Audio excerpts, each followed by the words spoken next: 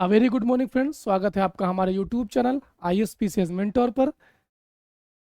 जैसा कि आप लोगों को पता है कि हम डेली आपके लिए लेके आते हैं डेली करंट अफेयर्स क्विज और डेली जनरल अवेयरनेस क्विज, जिसमें हम आपके डेली न्यूज़पेपर में आने वाली इंपॉर्टेंट न्यूज जो आपके एग्जाम के लिए बहुत ही इंपॉर्टेंट साबित हो सकती है, उससे जिससे क्वेश्चन पूछे जाने की संभावना बहुत ज़्यादा होती है, हम उन सब को ध्यान में रखते हुए हमारी टीम पूरी ISPCS मेंटोर की टीम इसको तैयार करती है और इसका PDF हमारे टेलीग्राम चैनल पर प्रोवाइड करा दिया जाता है, जिसकी लिंक हमारे डिस्क्रिप्शन बॉक्स में भी दे दी गई है। आप वहां से इसको ज्वाइन करके और PDF डाउनलोड कर सकते हैं।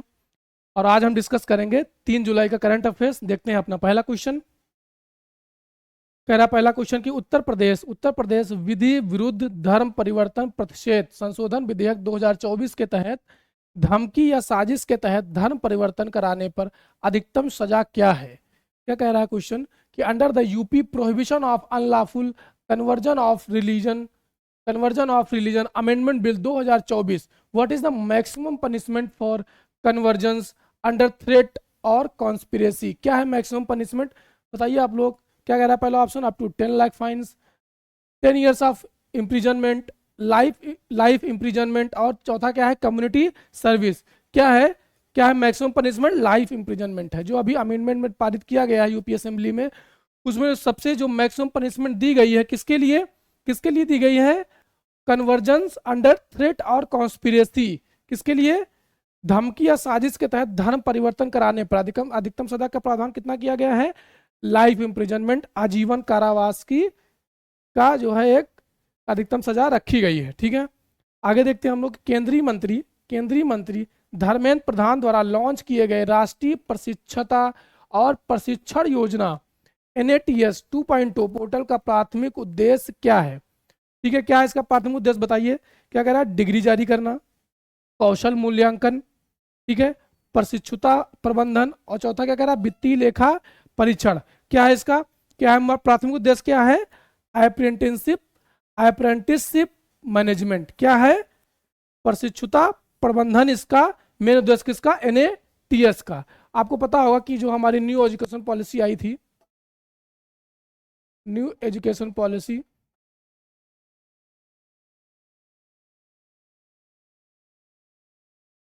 2020 के तहत इसको लॉन्च किया गया था, जिसके अंतर्गत ये था कि जो कि हमारे आज की समय की सबसे बड़ी प्रॉब्लम है, वो एक तो प्रॉब्लम है सबसे बड़ी अनएम्प्लॉयमेंट, और उससे भी बड़ी एक प्रॉब्लम है अनएम्प्लॉयबिलिटी की। मतलब हमारे यहाँ जो एजुकेशन है वो सिर्फ डिग्री तक ही सीमित है, वो लोगों को एम्प्लॉयबल नहीं बना रहा है, रोजगार योग्य नहीं बना रहा है। तो उसके लिए एक apprenticeship program, skill management, skill कैसे प्रोवाइड करी जाती, स्किल डेवलपमेंट के लिए प्रोग्राम लाया गया था। NATS national apprenticeship and training scheme को लाया गया था। ठीक है, और इसका क्या उद्देश्य था, प्रशिक्षुता प्रबंधन इसका उद्देश्य था। ठीक है, आगे देखते हैं हम लोग कि हाल ही में किस टाइगर रिजर्व में बिजली उत्पादन के लिए पवन टरबाइन स्थापित किया गया है। किस टाइगर रिजर्व में पवन टरबाइन स्थापित किया गया है, बताइए। Karauli tiger reserve, Kanha tiger reserve, Bandipur tiger reserve और पेरियार टाइगर रिजर्व। किसमें किया गया है, Periyar tiger reserve. Periyar tiger reserve में जो है विंड टरबाइन एक इंस्टॉल की गई है। ठीक है, और ये पेरियार टाइगर रिजर्व का थोड़ा देख लेते हैं। ये कहाँ पे है, केरला में है। कहाँ पे है, केरला में है। और इसका नाम पेरियार टाइगर रिजर्व क्योंकि यहाँ पे एक रिवर है, पेरियार रिवर, वहाँ यहाँ पे से निकलती है, यहाँ पे फ्लो करती है, इसलिए इसका नाम पेरियार टाइगर रिजर्व है। और ये एक और चीज के लिए फेमस है, नीलगिरी तार के लिए। एक एनिमल है नीलगिरी तार, जो कि इंडेंजर्ड है IUCN में, उसके लिए फेमस है। और नीलगिरी तार आपको ये भी पता होगा कि किसका स्टेट एनिमल है, state animal of Tamil Nadu.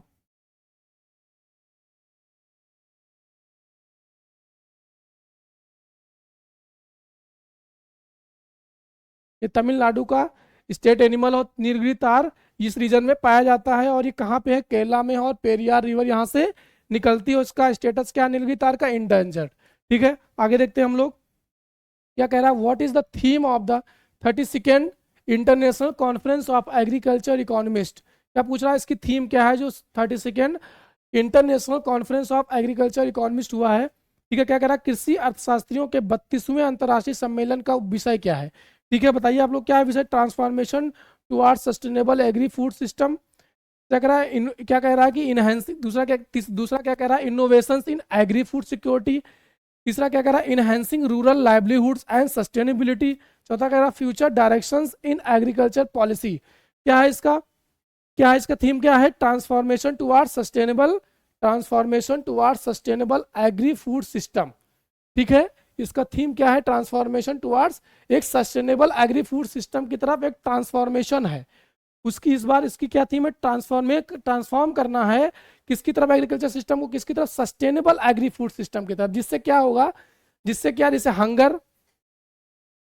Hunger और ओबिसिटी और जो भी चैलेंजेस हैं, जो भी और समस्याएं हैं, उन सबको दूर किया जा सके। ठीक है, आगे देखते हैं कि विश्व धरोहर समिति की बैठक के 46वें सत्र के दौरान यूनेस्को की विश्व धरोहर सूची में कितने नए स्थलों को शामिल किया गया। हमने इसके बारे में बहुत डिटेल से देखा था, जो हमारा मोइडम करके जो हमारा नया एक जो साइट जो इंक्लूड की गई वर्ल्ड हेरिटेज साइट में, पहले 42 थी, अब 43 हो गई हैं।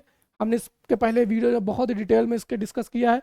तो कह रहा है उसी 46वें सत्र में यूनेस्को की विश्व धरोहर सूची में कितने नए स्थलों को शामिल किया गया, बताइए। 24 स्थल, 30 स्थल, 35 स्थल और 48 स्थल। कितने किए गए हैं बताइए आप लोग, कितने किए गए हैं, 24 स्थल। कितने शामिल किए गए हैं, जो इस बार 46वां जो सत्र हुआ है, 46वें सेशन में टोटल कितने किए गए हैं, 24 स्थल शामिल किए गए हैं। ठीक है, आगे बढ़ते हैं। क्या कह रहा है, भारत को Indo Pacific economic framework for prosperity IPEF के तहत किस आपूर्ति श्रृंखला निकाय का उपाध्यक्ष चुना गया है। ठीक है, किसका उपाध्यक्ष चुना गया है, बताइए आप लोग। आपूर्ति श्रृंखला परिषद, SCC, आपूर्ति प्रबंधन संस्थान, वैश्विक आपूर्ति श्रृंखला परिषद, यूरोपीय आपूर्ति श्रृंखला संस्थान। ठीक है, बताइए आप लोग कौन सा किया गया है, किसमें किया गया है, आपूर्ति श्रृंखला परिषद SCCC का उपाध्यक्ष चुना गया। अध्यक्ष कौन है इसका, कौन है अध्यक्ष, USA है, अध्यक्ष है USA और उपाध्यक्ष है इंडिया। ठीक है, थोड़ा जान लेते हैं IPEF के बारे में। इसको कब लॉन्च किया गया था, 2002 में लॉन्च किया गया था, इसको 2002 में लॉन्च किया गया था। और इसके 4 पिलर्स हैं। ठीक है, आपको उन पिलर्स का नाम याद रखने की जरूरत नहीं है सच, क्योंकि इतना रिटेन कर पाना आसान नहीं है। हम इसकी एक चीज ध्यान रखना कि इंडिया जो है, इंडिया ने ज्वाइन किया है इसके 2 पिलर्स को, सेकेंड और फोर्थ पिलर को ज्वाइन किया है। और जो थर्ड पिलर है उसका ऑब्जर्वर, जो फर्स्ट पिलर है उसका ऑब्जर्वर है इंडिया एज अ ऑब्जर्वर। ठीक है, तो इसके 2 पिलर को इंडिया ने ज्वाइन किया, सेकेंड और फोर्थ को, और जो फर्स्ट है उसका एक ऑब्जर्वर है। ठीक है, आगे देखते हैं हम लोग कि राष्ट्रपति द्रौपदी मुर्मू ने संघ लोक सेवा आयोग UPSC के नए अध्यक्ष के रूप में किसे नामित किया गया है। अभी आपको पता है UPSC के नए चेयरपर्सन जिनको जो है अपॉइंट किया गया कौन है, बताइए आप लोग। डॉक्टर मनोज सोनी, श्रीमती RM बाथ्यू, सुधीर त्रिपाठी, प्रीति सुदान। किसको किया गया है, बताइए, प्रीति सुदान जी को किया गया है। ठीक है, और आपको ये भी पता होना चाहिए कि इसका जिक्र किसमें है, UPSC का जिक्र पार्ट, इसको हम पॉलिटिक्स सेक्शन में बहुत डिटेल में डिस्कस करेंगे। अभी थोड़ा जान लेते हैं इसको किस पार्ट में है, पॉलिटी के जो संविधान के भाग 14 में है। और कौन सा आर्टिकल है जो सर्विस कमीशन की बात करता है, आर्टिकल 315 से लेके 323 तक। ठीक है, ये पब्लिक सर्विस कमीशन की बात करता है। ठीक है, आपको पता होगा इसका अपॉइंटमेंट कौन करता है, प्रेसिडेंट जी करते हैं। ठीक है, कार्यकाल 6 साल का होता है और यह 65 साल। ठीक है, अभी आपको पता होगा कि UPSC बहुत कंट्रोवर्सी के कारण, जानते हैं अभी आप लोग, काफ़ी ज़्यादा कंट्रोवर्सी में रहा UPSC। उसी के चक्कर में, उसी के चलते जो चेयरपर्सन थे उन्होंने इस्तीफा दे दिया है समय से पहले ही, तो इनको नए चेयरपर्सन के रूप में अपॉइंट किया गया। कौन है वो, प्रीति सुडान। ठीक है, आगे देखते हैं हम लोग कि जुलाई 2024 में नवनिर्वाचित ईरानी राष्ट्रपति के शपथ ग्रहण समारोह में भारत का प्रतिनिधित्व किसने किया। आपको पता होगा कि हेलीकॉप्टर, अभी एक हाल ही में एक हेलीकॉप्टर क्रैश में जो ईरान के राष्ट्रपति थे उनकी डेथ हो गई थी। तो अभी उनके नए राष्ट्रपति ने शपथ ली है, उसमें कौन गया था बताइए आप लोग? एस जयशंकर, नितिन गडकरी, ठीक है, राजनाथ सिंह, अमित शाह। ठीक है, कौन गए थे बताइए आप लोग? कौन गए थे? नितिन गडकरी जी गए थे जो शपथ ग्रहण समारोह में। ठीक है, आगे देखते हैं। विश्व फेफड़े के कैंसर दिवस 2024 हाल ही में किस दिन मनाया गया बताइए? बताइए कौन सा कह रहा है? World lung cancer day. Lung cancer day किस दिन मनाया गया बताइए? 2 अगस्त, 1 अगस्त, 31 जुलाई और 30 जुलाई। किस दिन मनाया गया बताइए आप लोग? कब मनाया गया? 1 अगस्त को। कब मनाया जाता है वर्ल्ड लंग कैंसर डे? 1 अगस्त को मनाया जाता है। ठीक है, आगे देखते हैं। एशियाई विकास बैंक एडीबी द्वारा भारत सरकार के साथ हस्ताक्षरित 200 मिलियन डॉलर के ऋण से किस कार्यक्रम को सहायता मिली? हाल ही में जो 200 मिलियन ऋण के डॉलर से किसको सहायता मिली है बताइए आप लोग? स्वच्छ भारत मिशन, स्वच्छ भारत मिशन 2.0, शहरी स्वच्छता पहल और अपशिष्ट प्रबंधन कार्यक्रम। किसको किसको सहायता मिली है? किसको किसको का सहायता मिली है? जो स्वच्छ भारत मिशन 2.0 को। हम थोड़ा जान लेते हैं स्वच्छ भारत मिशन के बारे में। किसको ये सहायता मिली है? स्वच्छ भारत 2.0 को। ठीक है, अब देखिए दिखा हुआ है स्वच्छ भारत मिशन एक दिया हुआ है, दूसरा क्या है? 2.0। किसको मिला है? 2.0 को मिला है। आप देखते हैं थोड़ा स्वच्छ भारत मिशन के बारे में। आपको पता होगा कि स्वच्छ भारत मिशन जो लॉन्च किया गया था 2014 में, 2014 में लॉन्च किया गया था। और उसका क्या गोल था कि 2019 तक, 2 अक्टूबर जो गांधी जयंती होती है उसके 2019 तक इसको इंडिया को ओडिया फ्री, ओपन डेफिकेशन फ्री बनाना था। ठीक है, उसके बाद हम जो स्वच्छ भारत मिशन जो 2.0 आया वो कब आया? 2000, उसका क्या अवधि? 2021 से लेकर 2026 तक। ठीक है, इसमें क्या करना है? जो वेस्ट मैनेजमेंट है अर्बन का, जो शहरों का जो वेस्ट मैनेजमेंट की बात करता है, वेस्ट मैनेजमेंट की बात करता है और उनके गार्बेज फ्री बनाने की बात करता है। ठीक है, तो पहला किससे रिलेटेड था? जो स्वच्छ भारत मिशन 2014 वाला, वो था कि इंडिया को ओपन डेफिकेशन फ्री बनाना है। और दूसरा था कि वेस्ट मैनेजमेंट के लिए जो SBM 2.0 लाया गया था। ठीक है, आगे देखते हैं हम लोग। आगे है नक्की लेक के बारे में। किसके बारे में है? नक्की लेक के बारे में, नक्की लेक के बारे में। ठीक है, देखते हैं हम लोग क्या कह रहा है। It is situated in the Aravalli range. कहाँ पे कह रहा है? नक्की लेक। नक्की लेक का नाम नक्की लेक क्यों पड़ा? क्योंकि ऐसा माना जाता है कि इसको नाखूनों से खोद के बनाया गया था। आपके नेल्स से डग आउट किया गया था, नेल से खोद के इसको बनाया गया था, इसलिए इसका नाम नक्की लेक पड़ा। ठीक है, सिचुएटेड क्या कह रहा है? ये माउंट आबू में, अरावली पर्वतमाला में स्थित है। कहाँ स्थित है ये? माउंट आबू में, जो अरावली जो रेंज है उसमें स्थित है। और इसे स्थानीय रूप से नक्की झील के नाम से जाना जाता है, जो प्रकृति प्रेमियों के लिए स्वर्ग है। ठीक है, क्या कह रहा है? ये प्रकृति प्रेमियों के लिए बहुत ही स्वर्ग है, क्योंकि दिखने में प्रकृति प्रेमियों के लिए बहुत स्वर्ग है। ठीक है, इसका क्या मतलब है? ये जो है नेचुरली बहुत ही रिच है ये। ठीक है, और क्या कह रहा है नेक्स्ट? क्या कह रहा है? यह भारत की पहली मानव निर्मित झील है। क्या कह रहा है? It is the first man made lake in India. याद रखना है आपको। तो भारत की पहली मानव निर्मित लेक कौन सी है? नक्की लेक। ठीक है, क्या कह रहा है? जिसकी गहराई लगभग 11,000 मीटर और चौड़ाई 1.25 मील है।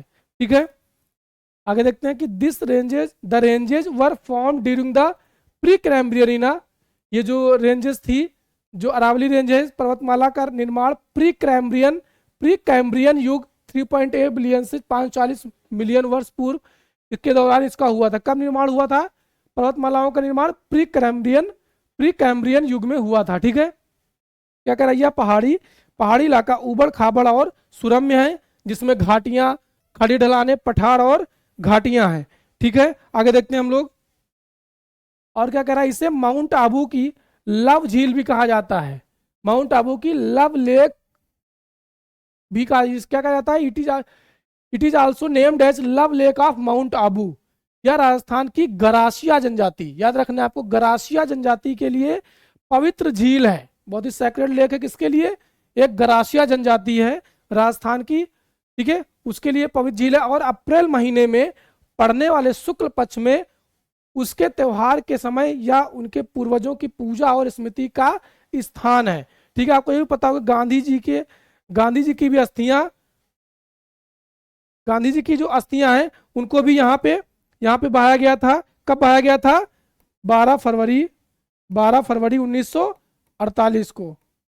ठीक है, तो इनको यहाँ पे इनकी अस्थियों को इमर्स किया गया था। ठीक है, और क्या कह रहा है, यह इस त्योहार पर लोग झील में अपने नाखून पवित्र करते हैं। क्या क्या क्या करते हैं, जैसा नाम है इसका, इस त्योहार पर लोग झील में अपने नाखून पवित्र करते हैं। यही कारण है कि इस झील का नाम नक्की रखा गया है। ठीक है, आगे देखते हैं हम लोग। आज ये जो मेजर प्लेट्स हैं, मेजर टेक्टोनिक प्लेट्स के बारे में है, मेजर और माइनर। देखते हैं हम लोग मेजर कौन कौन सी हैं। एक मेजर है जिसमें देखते हैं हम लोग, और इसको हम डिटेल में जब ज्योग्राफी पढ़ेंगे, जियोमॉर्फोलॉजी में टेक्टोनिक प्लेट्स क्या होते हैं, टेक्टोनिक प्लेट्स थ्योरी, ठीक है, इन सारी थ्योरीज को हम पढ़ेंगे वहाँ पे डिटेल में। यहाँ पे देखते हैं मेजर प्लेट्स कौन कौन सी हैं। एक हो गई Pacific plate, north American plate, south American plate, African plate, Eurasian plate और इंडो ऑस्ट्रेलियन प्लेट। ठीक है, ये मेजर प्लेट्स हैं। ठीक है, Pacific plate, north American plate, south American, ये रह गई अंटार्कटिक प्लेट। ठीक है, Pacific plate, north American plate, south American plate, African plate, Antarctic plate, Indo Australian plate और यूरेशियन प्लेट। और बाकी जो हैं, चाहे वो कैरिबियन प्लेट हो, कोकोस प्लेट है, नाजका प्लेट है, ये माइक्रो प्लेट्स हैं। क्या कह रहा है, देखते हैं इसको, कि प्रमुख टेक्टोनिक प्लेट्स अंटार्कटिका और आसपास की समुद्री प्लेट, उत्तरी अमेरिकी प्लेट, दक्षिण अमेरिकी प्लेट, प्रशांत प्लेट, अफ्रीकी प्लेट, इंडो ऑस्ट्रेलियन प्लेट और यूरेशियन प्लेट है। अतः अंटार्कटिक प्लेट कोई छोटी प्लेट नहीं है। हमने देखा कि अंटार्कटिक प्लेट मेजर प्लेट है। ठीक है, दूसरा क्या कह रहा है, some important minor plates are, minor plates की बात कर रहा है। जैसे हमने देखा कौन कौन सी, जैसे कोकोस प्लेट हमने देखी, कोकोस प्लेट हमने देखी कहाँ पे, ये रही कोकोस प्लेट। ठीक है, क्या कह रहा है, कोकोस प्लेट मध्य अमेरिका और प्रशांत प्लेट के बीच में है। ठीक है, मध्य अमेरिका ये रहा और प्रशांत प्लेट के बीच में है कोकोस प्लेट। ठीक है, आगे देखते हैं क्या कह रहा है, नाजका plate between south America and the Pacific plate. ये देखा हमने, नाजका प्लेट साउथ अमेरिका और पैसिफिक प्लेट में के बीच में है। ठीक है, साउथ अमेरिका। और क्या कह रहा है, अरेबियन प्लेट, अरेबियन प्लेट कहाँ पे, most in Saudi Arabian land Mars में है। जैसा कि हम लोगों ने देखा, कहाँ पे है, ये रही अरेबियन प्लेट, ये रही अरेबियन प्लेट। ठीक है, नेक्स्ट क्या कह रहा है, Philippine plate between the Asiatic and Pacific plates. ठीक है, देखते हैं हमारा जनरल अवेयरनेस कुछ का पहला क्वेश्चन क्या कह रहा है, हमास नेता इस्माइल हनिया की ईरान में हत्या कर दी गई। उसी के संदर्भ में हमें बताएं कि ईरान में Islamic revolutionary guard corps, IRGS, क्या कह रहा है, IRGS Islamic revolutionary guard corps क्या कह रहा है के बारे में, इसके बारे में निम्नलिखित में से कौन सा कथन सत्य है। तो कह रहा है उसके बारे में, किसके बारे में, इस्लामिक रिवोल्यूशनरी गार्ड कॉर्प्स के बारे में कौन सा कथन सही है। ये क्या है, सैन्य समूह है, राजनीतिक प्रभाव है, संयुक्त राष्ट्र एजेंसी है, विपटित बल है। देखिए अगर इसके बारे में आ जाए कि इसका काम क्या है, तो इसको स्टेब्लिश किया गया था, तो देखते हैं। ठीक है, इसको स्टेब्लिश किया गया था, कब स्टेब्लिश किया गया था, इसको कब स्टेब्लिश किया गया था, 1979 में स्टेब्लिश किया गया था। किसने किया था, रुहुल्ला खमेनी ने, रुहुल्ला खमेनी ने इसको स्टेब्लिश किया था कब, 1979 में। और ये इलाइट, एक वहां की एक इलाइट मिलिट्री फोर्स है।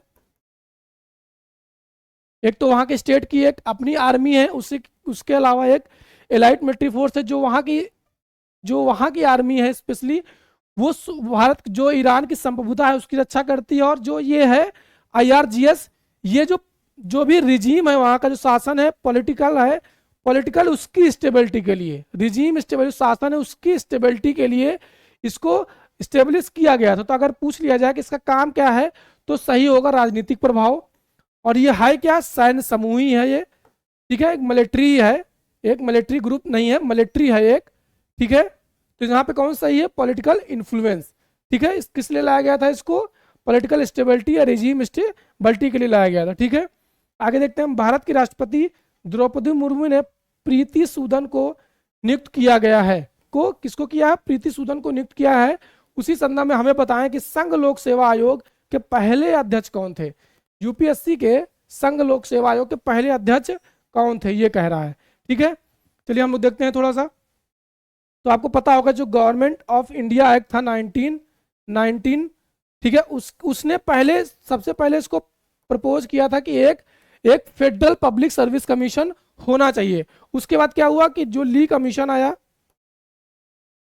ली कमीशन ने इसको रिकमेंड किया 1926 में, और फिर इसके बाद जो पहले बने वो कौन से बने?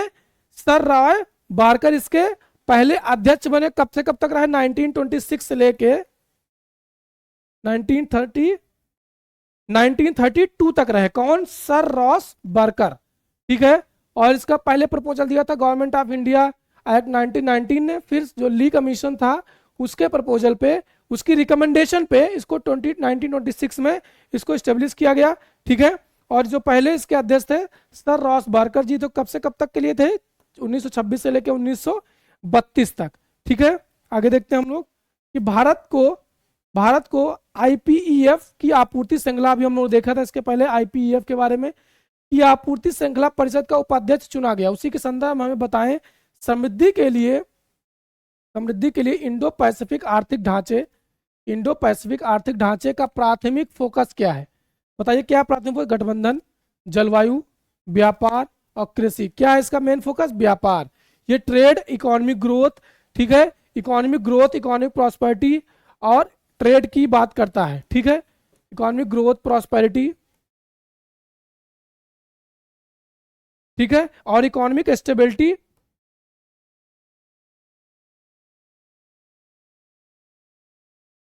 की बात करता है। ठीक है, किसकी? इंडो पैसिफिक आर्थिक मंच, नाम ही है आर्थिक मंच। इकोनॉमिक स्टेबिलिटी और इकोनॉमिक ग्रोथ के लिए काम करता है, जिसमें व्यापार को बढ़ाना भी इसका एक उद्देश्य है। ठीक है, आगे देखते हैं हम लोग कि नई दिल्ली बैठक में यूनेस्को की विरासत सूची में 24 नए स्थल शामिल किए गए। उसी के संदर्भ में हमें बताएं कि निम्नलिखित में से कौन सा स्थल यूनेस्को की विश्व धरोहर स्थल के रूप में मान्यता प्राप्त है? ठीक है, क्या कह रहा है? 24 new sites included in UNESCO heritage list at New Delhi meeting in context to the same tell us which of the following sites is recognised as a UNESCO world heritage site. कौन कौन सी इसमें कौन सी है बताइए? माउंट एवरेस्ट है? Mount Everest नहीं है, सबको पता होगा। अमेजॉन रेन फॉरेस्ट नहीं है, सहारा डिजर्ट नहीं है। ग्रेट वॉल ऑफ चाइना एक वर्ल्ड हेरिटेज साइट है। ठीक है, आगे देखते हैं हम लोग नई दिल्ली में कृषि अर्थशास्त्रियों द्वारा 32वां अंतर्राष्ट्रीय सम्मेलन। उसी के संदर्भ में हमें बताएं कि कृषि अर्थशास्त्रियों का अंतर्राष्ट्रीय सम्मेलन कितने वर्षों बाद होता है? अभी हम लोगों ने इसके पहले देखा था। क्या कह रहा है कितने वर्षों बाद होता है बताइए? हर 4 साल के बाद, हर 3 साल के बाद, हर 5 साल के बाद और हर 2 साल के बाद। कितने साल के बाद होता है? हर 3 साल के बाद होता है। ठीक है, कितने साल के बाद होता है? हर 3 साल के बाद ये अंतर्राष्ट्रीय सम्मेलन, कौन सा? कृषि अर्थशास्त्रियों का सम्मेलन हर 3 साल बाद होता है। ठीक है, आगे देखते हैं हम लोग क्या कह रहा है कि EBRD invest €30 million in mBank's green bond issuance to strengthen resilience and promote renewable energy in Poland. क्या कह रहा है कि ईबीआरडी ने पोलैंड में लचीलापन मजबूत करने और नवीकरणीय ऊर्जा को बढ़ावा देने के लिए एम बैंक के ग्रीन बॉन्ड जारी करने में €30 मिलियन का निवेश किया है। ठीक है, अब क्या कह रहा है? ग्रीन बॉन्ड के बारे में निम्नलिखित कथनों पर विचार कीजिए।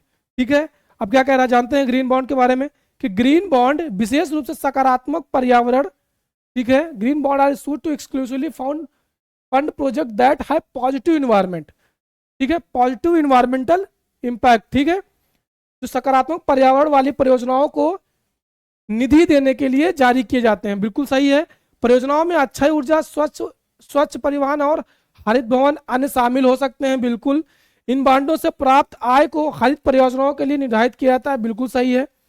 क्या है इसमें? सभी सही है, सभी सही आपको याद रखना है। ठीक है, और इसमें क्या करना है, जैसे क्या है कि जो भी ये क्या है, जो ग्रीन बॉन्ड है, ये एक जो ग्रीन बॉन्ड है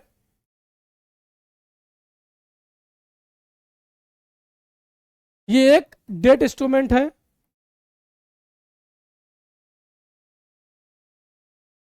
जो कि रेज किया जाता है, किसके लिए फंड रेज करता है ये? ग्रीन प्रोजेक्ट्स के, जो भी ग्रीन प्रोजेक्ट्स हैं उनके उनके लिए फंड रेज करने के लिए डेट इंस्ट्रूमेंट लाया जाता है, जिसको क्या बोलते हैं? Green bond. ठीक है, और क्या ये क्या है? सकारात्मक, जिसका भी सकारात्मक पॉजिटिव इन्वायरमेंटल इंपैक्ट हो उन सभी परियोजनाओं को फंड देता है ये।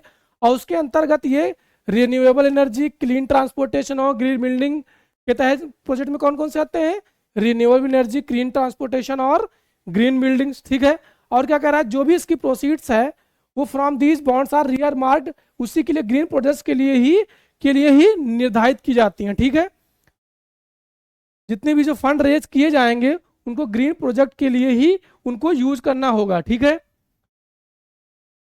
उनका यूटिलाइजेशन ग्रीन प्रोजेक्ट के लिए होगा। आगे देखते हैं, वायनाड वन्य जीव अभ्यारण्य, वायनाड वाइल्ड लाइफ सेंचुरी कई आक्रामक प्रजातियों से गंभीर खतरे में है, जिनमें जैसे सेन्ना स्पेक्टेबाइलिस, सुना होगा इसका नाम, बहुत न्यूज में था, लैंटाना कैमरा और बबूल प्रजातियां भी शामिल हैं। इनको भी याद रखना है। कौन सी जो आक्रामक प्रजातियां हैं, कौन कौन सी आक्रामक प्रजातियां हैं? इन्वेसिव स्पीसीज, इन्वेसिव स्पीसीज मतलब जो हमारे यहाँ की नहीं है, नेटिव। ठीक है, क्या कहता है? एक तो है सेन्ना स्पेक्टेबाइलिस, क्या है? Senna spectabilis, Lantana camara and Acacia. ठीक है, क्या? एकेसिया। ठीक है, अब उसी कह रहा है कि जो वायनाड वायजू, जो वायनाड वन्य जीव अभ्यारण्य है उसके संदर्भ में निम्नलिखित कथनों पर विचार, उसके बारे में बात कर रहा है। कहाँ पे है? पहला ऑप्शन है कहाँ पे है? कर्नाटका में है। आपको पता होगा कि वायनाड कहाँ पे है? वायनाड वाइल्ड लाइफ सेंचुरी कहाँ पे है? केरला में है। ठीक है, आपको ये भी पता होगा कि ये किस, जो ये कहाँ पे है? केरला में है। और जो नीलगिरी बायोस्फीयर रिजर्व है उसी का एक पार्ट है। जो नीलगिरी बायोस्फीयर रिजर्व है, नीलगिरी जो बायोस्फीयर रिजर्व है उसी का पार्ट है। यहाँ पे एक रिवर बहती है, काबनी रिवर, जो कि कावेरी की ट्रिब्यूटरी है, सहायक नदी है। तो हमने क्या देखा है? कहाँ पे है? केरला में है। नीलगिरी बायोस्फीयर रिजर्व का ही एक हिस्सा है ये।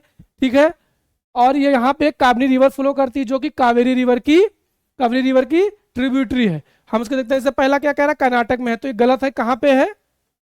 केरला में। अगर हम पहला ही गलत देख लें तो कौन सा गलत, तो कौन कौन से स्टेट में हट जाएंगे? एलिमिनेट कर सकते हैं। पहला एलिमिनेट हो गया, बी एलिमिनेट हो गया, डी एलिमिनेट हो गया, बचा कौन सा? पहला एलिमिनेट हो गया, सी एलिमिनेट हो गया, डी एलिमिनेट हो गया, बचा कौन सा? बी।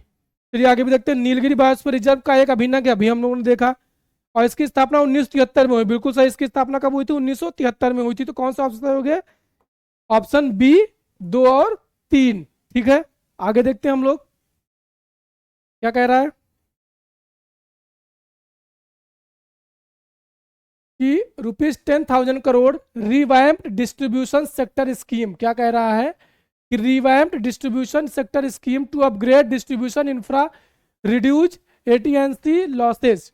ठीक है, क्या कह रहा है कि वितरण अवसंरचना को उन्नत करने, एटीएनसी घाटे को कम करने के लिए 10,000 करोड़ रुपए की पुनर्गठित वितरण क्षेत्र योजना। अब क्या कह रहा है? आरडीएसएस के संदर्भ में निम्नलिखित कथनों पर विचार कीजिए। RD revamped distribution sector scheme, RDSS. क्या कह रहा है? आरडीएसएस। ठीक है, आरडीएसएस के बारे में बात कर रहा है। ठीक है, आपको जानना चाहिए कि ये एक अम्ब्रेला स्कीम है, और जितनी भी एग्जिस्टिंग, इसको जो है, जितनी भी एग्जिस्टिंग पावर सेक्टर स्कीम थी, जैसे जैसे प्रधानमंत्री जो सहज बिजली घर योजना थी, ठीक है, सहज बिजली घर योजना थी, और जैसे कि दीनदयाल उपाध्याय थी, दीनदयाल उपाध्याय जो ग्राम ज्योति योजना थी, इन सब को इसके अंदर लाया गया। इसके अंतर्गत रिवैम्प डिस्ट्रीब्यूशन सेक्टर स्कीम के अंतर्गत ये एक अम्ब्रेला स्कीम है। ठीक है, और क्या कह रहा है? इसे जुलाई 2021 में आर्थिक मामलों की मंत्रिमंडलीय समिति द्वारा मौजूद किया गया था। किसने लॉन्च किया था इसको? कब लॉन्च किया गया था? 2021 में लॉन्च किया गया था। किसके द्वारा? सीसीई। ठीक है, किसके द्वारा? Cabinet committee on economic affairs के द्वारा 2021 में लॉन्च किया गया था। इसका उद्देश्य डिस्कॉम की परिचालन क्षमता और वित्तीय स्तर तक में सुधार करना है। इसका उद्देश्य क्या था कि जो भी डिस्कॉम्स हैं उनकी परिचालन क्षमता और वित्तीय स्थिरता में सुधार लाना है, और यह डिस्कॉम की आपूर्ति के बुनियादी ढांचे को मजबूत करने के लिए सशर्त वित्तीय सहायता भी प्रदान करता है। ये उनकी जो इंफ्रास्ट्रक्चर के लिए ये एक सशर्त सीखे, ये एक वित्तीय सहायता भी देता है और उनकी वित्तीय स्थिरता के लिए काम भी करता है। और ये एक अम्ब्रेला स्कीम है जिसके अंतर्गत जितनी भी पावर से रिलेटेड सेक्टर स्कीम थी, ठीक है, उन सबको इसके अंतर्गत ला गई थी। तो इसके अंतर्गत कौन सा ऑप्शन सही हो गया? उपरोक्त सभी। कौन सा ऑप्शन सही हो गया? उपरोक्त सभी। इसमें चारों ऑप्शन सही, इसके तीनों ऑप्शन सही है यहाँ पे, ठीक है। आगे देखते हैं हम लोग। तो आज का डिस्कशन यहीं पे समाप्त होता है। आज के लिए इतना ही, और इसकी पीडीएफ हमारे टेलीग्राम चैनल पे प्रोवाइड करा दी जाती है। आप लोग वहां से इसको डाउनलोड कर सकते हैं और हमारा टेलीग्राम चैनल भी ज्वाइन कर सकते हैं। और आपका जैसा भी कोई भी सजेशन है या कोई भी क्वेरी है, आप हमें कमेंट सेक्शन में बता सकते हैं और यही बता सकते हैं कि हमारा वीडियो आपको कैसा लगता है। चलिए आज के लिए इतना ही। थैंक यू, धन्यवाद।